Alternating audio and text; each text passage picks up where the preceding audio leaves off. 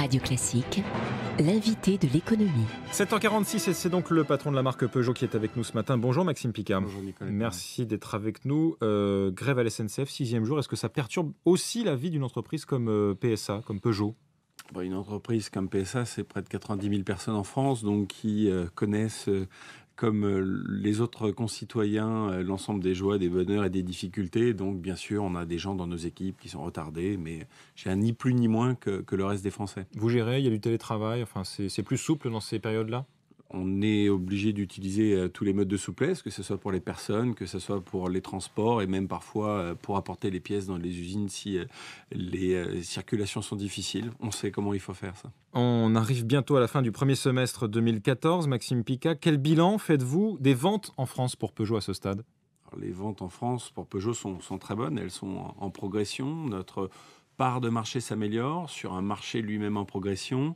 Et en particulier, justement, aux particuliers, puisqu'on a près de 18% de part de marché envers cette clientèle qui nous est chère, et ça grâce à nos derniers lancements qui marchent vraiment à plein régime. Vous tablez sur une progression assez nette sur l'ensemble de l'année 2014, désormais plus importante que ce que vous aviez prévu en début d'année peut-être ? Oui, on a tendance à voir un marché européen chaque jour qui passe qui est plutôt un peu meilleur. Le marché français devrait être en croissance de 1%. Ce n'est pas le plus dynamique des marchés européens, mais la tendance européenne, après quelques années très difficiles, est en amélioration, et ça, c'est pour notre plus grand plaisir. Mais sur Peugeot, sur l'ensemble de l'année, ce serait une hausse de combien lors des ventes a priori ? Alors sur Peugeot, en Europe, c'est une hausse qui sera peut-être une hausse à 2 chiffres. On a une excellente tendance. La 2008 tourne à plein régime maintenant. La 308, qui était voiture de l'année, a maintenant plus de 100 000 commandes. Sa version SW qui vient d'être lancée. Le break, un vrai succès. Exactement, un démarrage très fort.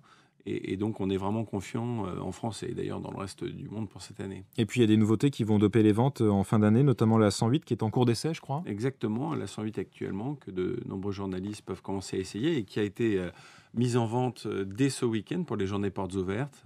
Une nouvelle petite citadine, une vraie Peugeot et un bon potentiel de croissance aussi sur ce segment très compétitif des petites urbaines. Est-ce qu'il y a toujours la volonté de premiumiser, entre guillemets, c'est-à-dire de faire monter en gamme l'ensemble de la gamme Peugeot par rapport à Citroën ? C'est clairement notre objectif de monter en gamme, alors pas particulièrement par rapport à Citroën, mais globalement par rapport au marché, et de faire en sorte que chacun des modèles de la marque soit de plus en plus haut de gamme, qu'on améliore son contenu. Et je crois que la plus belle démonstration qu'on ait pu faire, c'est avec la 308, où on voit clairement le saut en matière de qualité, de matériaux, de qualité perçue et de finition qu'on a pu faire sur ce modèle. Et c'est bien chacun des modèles de la gamme qu'on veut mettre plus haut et améliorer comme ça. Et dans le même temps, donc Citroën, même si ce n'est pas la marque dont vous avez la responsabilité, serait un peu plus centrée de gamme. Et puis la marque DS sur le côté luxe, plaisir ? Clairement, l'objectif de différencier les trois marques, on en a besoin. Dans ce groupe, on ne peut pas se permettre d'avoir deux marques l'une en face de l'autre. Donc maintenant, on en a trois sur des territoires différents. Alors résumer ça à un unique axe du type entrée, milieu, haut serait vraiment réducteur. Dans l'automobile, ce qu'il faut chercher, c'est des clients différents. Et donc effectivement, Citroën, on a plus un achat d'un véhicule qui va avoir de l'innovation et de la créativité, mais centré sur le bien-être des clients. Peugeot qui amène, bien sûr, toutes les prestations de conduite, son design racé et un niveau de qualité très élevé, la rigueur germanique et l'émotion latine, et puis le positionnement, comme vous l'avez dit, de DS, plutôt luxe from Paris. Citroën qui lance sa Cactus, véhicule assez étonnant et plutôt donc, peu cher, mais en même temps assez technologique. Ça ne concerne pas évidemment Peugeot. Je lisais que la production de véhicules en France avait bondi de plus de 20% au premier trimestre chez PSA. Comment ça s'explique ? C'est assez simple aujourd'hui. En France, on produit 40% de notre production mondiale, alors qu'on ne fait qu'y vendre que 20%. Donc on a aujourd'hui une installation, une empreinte industrielle en France qui est importante.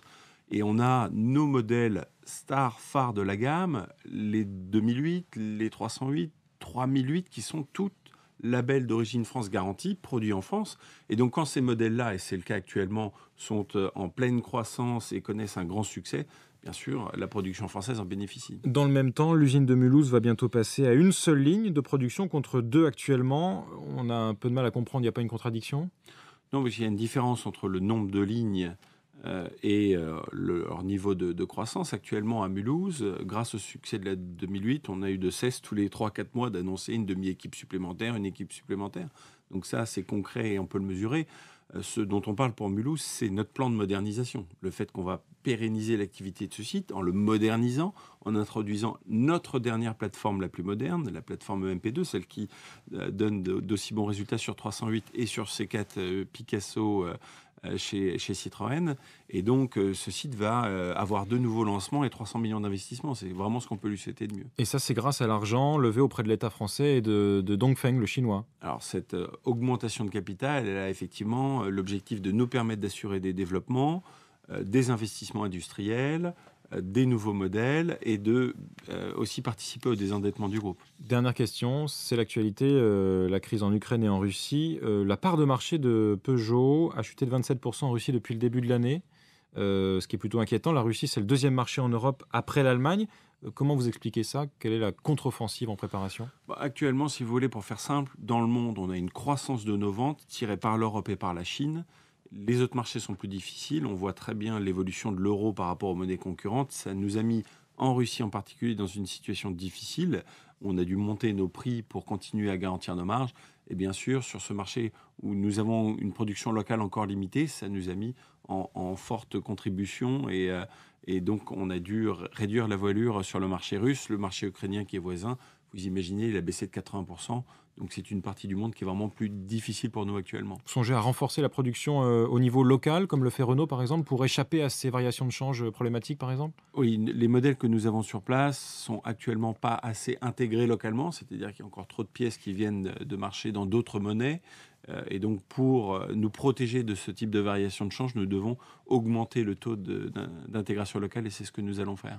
Merci beaucoup, Maxime Picat, Bonne journée, directeur merci. général de la marque Peugeot, invité de l'économie ce matin de Radio Classique. Il est 7h53. Avec 20